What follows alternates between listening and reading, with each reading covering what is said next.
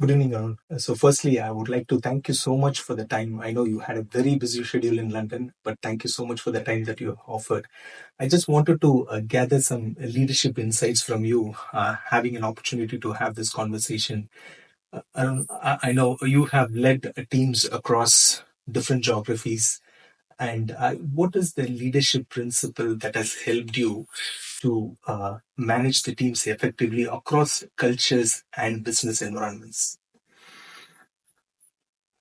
Leadership is very widely used word. First of all, it's an abused word, I would say sometimes. Uh, if you are doing your job right and then thinking right. So I start leadership from thinking first, knowledge second, and action third. So how your thinking is there, whether you're thinking to be selfless thinking towards customer, selfless thinking towards the people, is first principle of which we call a insa in a lot of or in Hindu philosophy.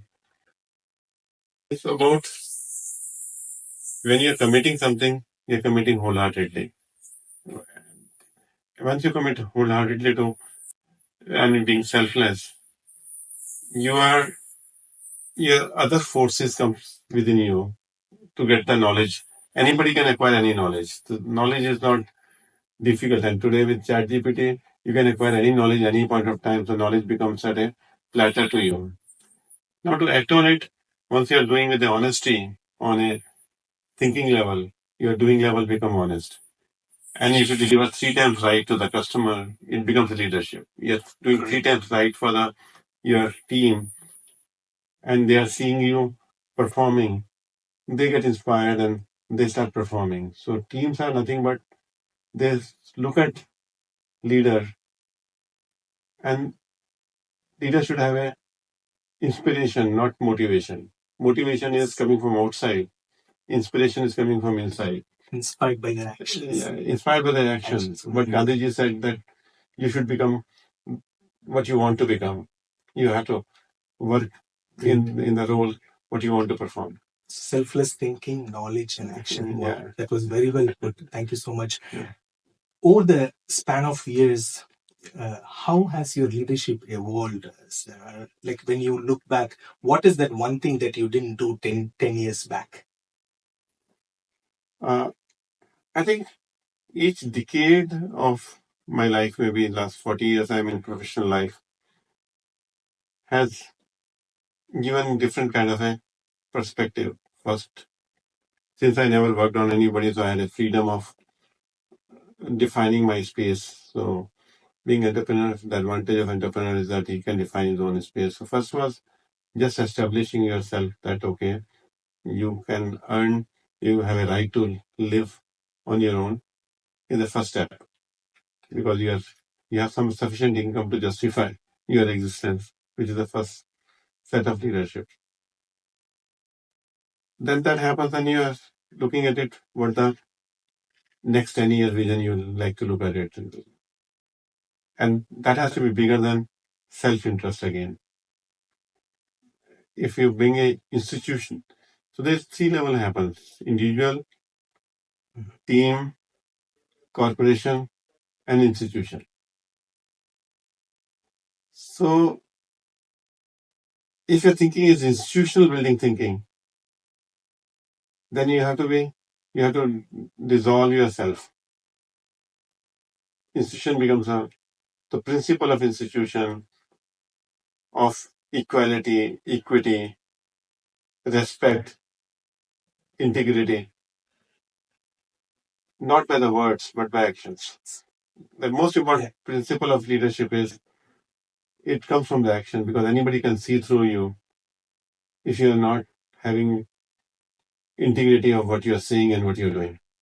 Great. Great. Now, this leads to the next question, which I was thinking. I know you have mentored so many people. You have created highly performing teams. How do you identify leadership potential, especially within youngsters at very early stages? I think it's the three simple principle is he is humble. First thing is humility of the person. Humility means he's curious also. Humility gives the ability for curiousness. Otherwise, arrogance comes in. Arrogance is the bottleneck of any leadership. He should be hungry, wants to make some difference.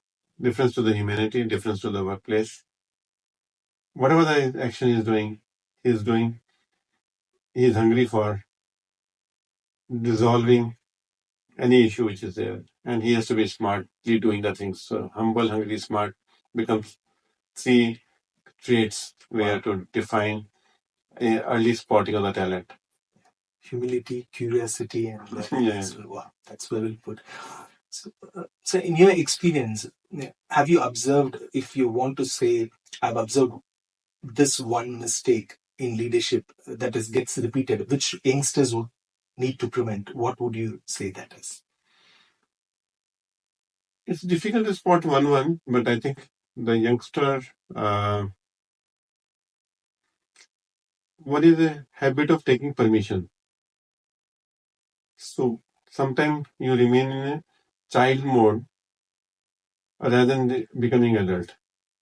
So a lot of time I've seen managers in the company, even they are 50-year-old, they remain in a parent-child thinking mode.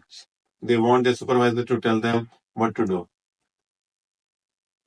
Okay. So becoming adult means you have earned the right to express your thoughts on the table fearlessly.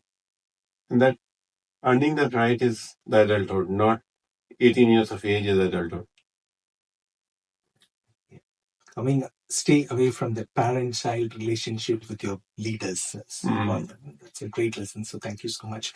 Just one last question. I know you have started as an entrepreneur. You've come a long way up, and you're now chairman, and you've come up to from the ground to the board. I know earlier conversation we discussed you had beautiful practices like meditation, and so what practice that you think that it has really sustained you? I think how do you organize your mind space? Because you have a X amount of hours available. All the human beings have the same space. The thinking space is your thinking space of 2,000 square feet may not be different from. We live in a mind space more than a physical space. We say that we live in this house, but actually we live in a mind space. How that mind space get organized into your imagination space, learning space, performing space, effectiveness space, influencing space, and giving space. So there are six spaces in the human mind that drives it. How you organize the six spaces, which spaces at what point in time occupy more space, because it's dynamically. Thank you so much. Just one last question. What legacy would you like to leave as part of your experience and the efforts that you put in? I know you're doing so many other things other than technology, other than fintech, so many other social activities. What legacy, one legacy that you wanted to live, not just as a business leader, but also as a human being? I don't believe in the word legacy. I think there's no purpose of living legacy. Whatever we're living the life, I think live with a full purpose. Purposeful life, living a purposeful life, which is contributing to humanity, is what we should enjoy doing day to day. And legacy is somebody else to evaluate. That was well said. Thank you so much once again for your time. Thank you so much. I'm sure this leadership insights will be helpful for so many of the, especially youngsters. Thank you so much. Thank you, Joseph. Thank you.